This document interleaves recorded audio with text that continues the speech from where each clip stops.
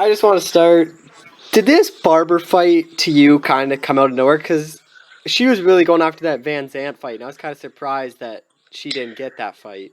It did come out of nowhere. They told me I was going to fight Lauren Murphy, and I said, or they offered her, and I said, sure. And then JoJo said that she might fight Maycee, and I'm like, that doesn't make any sense. JoJo's ranked way higher. So then when I was waiting for the, what do you call it, bout agreement, they're like, well, actually, Maycee. I was like, oh, well, that makes more sense than JoJo fighting her. I mean, there was no agreement there. It was just like, I don't know, someone said that, but I didn't really care. Anybody is fine, really. She obviously has a lot of hype behind her. She's trying to become like the youngest UFC champion. She's Uh-huh. 8-0. Like, was this an opponent you wanted to try to be the one to derail that hype? It's funny. I don't really have a desire to fight anybody in particular. Um, I am more than willing to derail that hype train, as I have done in the past. With Antonina Shevchenko and a few other fighters, undefeated fighters who I've beaten over my career. Um, I think it's going to be exciting because we're both like pressure fighters. I think it's going to be a great, exciting fight. And I don't underestimate her either. She's young, but she seems very, very well rounded and strong. So I'm stoked for this fight. If she has a lot of knockout wins, like, is that something that you think you got to try to get down to the ground? Because obviously you have a really good jiu-jitsu game, but or is this fight that you'd be comfortable standing as well? I don't want to give away my game plan too much. Obviously, I'm more comfortable on the ground, but I think I need to have more confidence in my hands. Like in my last fight, I was hitting Jennifer Maya, and then I was like, "Oh, okay, we're going to go to the ground now." And I kind of switched into that mode, and it didn't work, but I couldn't get out of that mode. So I think I'm just going to try to be more willing to go where the fight goes. And I've never been knocked out before by a punch or a kick, only slams. So as long as she doesn't pick me up and slam me on my head, I think I won't get knocked out. I'm not worried about that. I have a pretty good chin. You have so many more fights in her. Like, she doesn't even have double-digit fights. Like, how important? How big a factor do you think that experience will play in this fight? I don't really think it's going to be a huge factor. Everybody is saying that I have, an advantage there, but, I think that she's skilled and, I have beaten more, older experienced fighters coming up in my career, so I'm not really thinking about that much. I sort of did at first, and then I'm like, wait, don't think like that. Like, I have to get myself out of that mind frame. She is ranked below you because you're 7, she's 9, but she does have a lot of hype. A lot of people are Ooh, considering I'm her. 7 now? Cool. Yeah, you are 7. I'm just looking at it now. So she obviously has a lot of hype. Like, people are thinking like she could be a future champion, a future title challenger. Like, what do you think a win over her does for you and puts you in this division? Man, I just want to win and stay active in the game and be considered the top 10. So it's just important for me to win this fight. And man, after my last fight, I've really focused on certain things that I thought I was lacking. I filled in some holes in my game, and I'm just so excited and focusing on showing those in the fight, more than thinking about the future of where I stand in the rankings. I just want to show that I've improved in my technique. Like, how do you see this fight playing out? Because it could go so many different ways, just how your styles match up. Um, you know what? I feel like it's going to be a slugfest until somebody gets a takedown, and I didn't think she was going to shoot on me, and then I started reading Twitter where everybody's talking about her training with Ben Askren, so she might shoot on me, so I really don't know where this fight's going to go. It's probably going to go everywhere. Was this the right time frame for you, January? Or are you hoping to return a bit sooner after the July fight? I wanted to fight sooner. Because in the UFC, like, you've only been fighting like twice a year. Like, do you want more fights than that normally? Yeah, I don't want to complain because I'm so happy to be in the UFC, but twice a year really sucks. I want, be more active, but I'm just grateful that I have the opportunities at all. This fight too, you're on UFC 246, like, headlined by Conor. Like, what's that gonna be like? Because obviously there's gonna be a ton of eyes on this card. Yeah, I'm really excited. I think that Conor being on the card is going to bring eyes, and also Maycee with her hype train is going to bring eyes. So I'm probably we're probably going to get more hype, less because of me, more because of her, which is fine. I'm always the underdog. I'll probably be the underdog again, which is fine. Just tell my friends to bet on me to make some money when I win. Yeah, and because you guys are headlining the ESPN like prelims too, so a lot of people your fight is basically the one that leads right into the pay-per-view. So Right. there's gonna be a lot of people watching. Right. Yeah, I'm excited for that. That's cool. And T-Mobile. So I watched the fights last week. I was at 2:45, and I was sitting there in the T-Mobile arena, and suddenly it occurred to me, I'm going to be fighting here in a month. Oh, it's such a cool, amazing venue and huge, and I can't wait for my walkout song to friggin' echo through the stadium. Like, I'm going to go out to Wolf Totem by The Who, that new Mongolian band. It's going to be cool. Yeah, because you only fought at the Pearl Theater in Vegas and Mandalay Bay, right? You've never Correct. fought at. You didn't even fight at MGM Grand ever? No. Oh, so this is kind of like your first like real fight in Vegas. It's like obviously the Pearl Theater doesn't have that many like seats for fans to watch. Yeah, I mean, I fought in Madison Square Garden in New York. Yeah, that was. So I think that was the biggest. Hey, do you know which one is bigger, Madison Square or this one, T-Mobile? I will look real quick. I think it's comparable. Yeah, those are probably has to be like the bucket list for a fighter where to fight in Yeah. Madison Square Garden and T-Mobile. So, I think they're both like 20,000 or something. Probably. Yeah, Madison Square Garden's 20,000, 20,700, and T-Mobile is 20,000. So yeah. Basically. Oh, cool.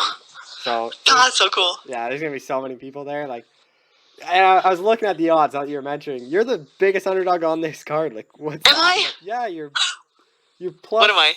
475 or plus 500. That's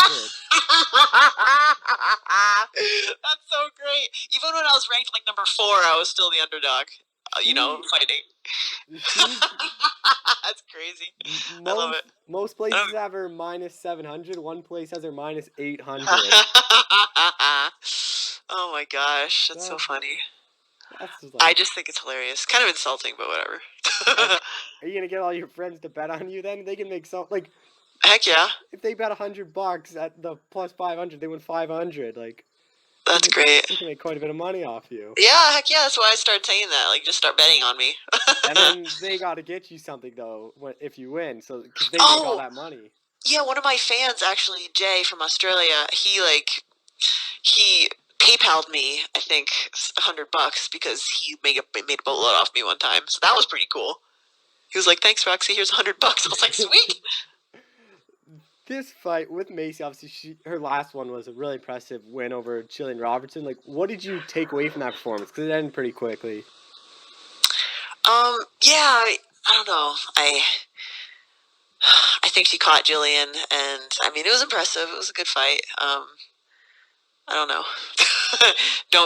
don't stand there and cover up, I guess. But I don't do that. I don't know. In this fight, obviously, Barber has had no problem making weight. Like, how good will that be for you? Because you've had 2 of your last 3 opponents miss weight, and you've had to fight like heavier opponents. Yeah. So the last time I fought somebody who made weight and I lost, it was like 3 years ago. It was Nico. Right. So I really hope she makes weight. She hasn't had a problem at flyweight so far. And my camp told me, and the matchmaker, that they won't let me take the fight if she misses weight. So I really hope that I don't have to be put in that situation. So I hope it's going to be fine. Fighting in January too, that probably sets you up really nice to fight 3 times because you're fighting already the first month. Yeah, I'm just kind of bummed that I can't go crazy for Christmas. Oh yeah, I guess because you'll be right in the middle of like dieting and getting down. But I don't know. Who knows? I only take the fights they offer me. I don't get a choice. So hopefully. Something I did want to ask you about is in your division. Like, were you surprised to see Liz Carmouche get cut after the title fight? Because I was shocked by that. Man, it's kind of an unfortunate situation. I feel like she had not a great performance in her last fight. I don't know, but it was kind of poor timing because apparently she was out doing, publicity stuff for the UFC. She tries her best, but she doesn't have like a big active social media. So I don't know. I can kind of see both sides of it. The shame. Does that to you just show you like how important it is to win this fight? Because losing 2 in a row, like they Yeah. a girl coming off 1 loss and it was in a title fight. After every loss, I freak out. I don't freak out. Let me rephrase that. After every loss, I feel a lot of pressure. You know, I have to win the next fight. You know, I know that they like me, but you know, this is entertainment. This is a business. So I just, you know, have to just fight my heart out and try. You know, that's all I can do, really. Like you obviously have such a good jiu-jitsu game. Like, is that where you focus most of your time in camp, or do you know like you're already that good at it that you just spend most of your time striking? So my coach John Wood likes to say, the stuff that you don't like to be doing is the stuff that you probably should be doing the most of. So I really focus a lot on my striking and my strength conditioning, which are my 2 least favorite things to do. And it's really hard. I have to cut back on my jiu-jitsu, you know, in camp because I am good at it. You know, I do take grappling privates with Mike Pyle, MMA-related grappling, you know. But, you know, I do want to get better at jiu-jitsu, so it's a big balancing game. Allow myself to do what I love, jiu-jitsu, you know, and then how much do I have to focus on when I'm not, you know, my weaker points to get better. Are you training still at Syndicate? Yeah, I train MMA and strength and conditioning and almost everything at Syndicate, and then I train my gi game at Dunham's Jiu-Jitsu Academy. How nice will that be training in Vegas and you don't really have to travel for the fight? It's nice. It's very nice. I fought my first several UFC fights in Vegas, and I thought, man, I wonder when they're going to send me somewhere. Like, it'd be cool to see the world. Then they sent me to Russia. that desire to see the world went down the tube pretty quickly. So yeah, it's good to be back. Does that just make the training camp and like the weight cut so much easier? Not having to travel, not to get on a plane, like you can just drive everywhere. Not really. I don't mind that so much. I did mind having to pay for my cornerman's tickets and then pay a lot of money for food for everybody, you know, because they give us per diem, but it doesn't always cover it. And then they only pay for 1 cornerman and 1 fighter. So this time I'm in Vegas, I can actually have 3 corner people and not have to worry about shipping them out to wherever, you know. With like, do you have to pay, like when you went to Russia? Did you only have 1? I can't remember. Did you have to pay for or did you pay for other 2 to get out there? I paid for, so the UFC paid for me and John, and then I had to pay for Mike Pyle. That doesn't seem right, like, because really, you can't, 1 cornerman really can't do a whole lot. I think JoJo, when she went to Abu Dhabi, the UFC got her and John, and then I think her corner, she asked her manager, who was going to be out there anyway, to be her second cornerman. So, I mean, the rules used to be different. I think they changed them lately. Do you train with Calderwood? Oh, yeah, JoJo. I love training with her, almost every day. When's she going to fight again? Because she has to, she's right there for a title shot, too. Mm-hmm. Sorry, what was your question? When's she going to get back in there? Because she's, I love watching her fight. And just the Scottish accent, too. I think it's great. Oh, yeah, I don't know. I'm not sure when she's fighting again. Yeah. How important is that, having someone in your weight class that's so high up? How important is that for you in your training camp? It's nice. The things that are the most important to me is somebody similar to my weight and similar to my skill, that I can go hard with, but not get hurt with. Someone who has good control. So whether that be a small man, or a female, just those points, weight and skill, are kind of what's most important to me. Yeah, for sure. Well, Roxanne, that's all I have for you. Thank you so much for doing this. I really appreciate it. Oh, you're so welcome. Thanks for your time. Yeah, have a good day. Okay, bye. Bye.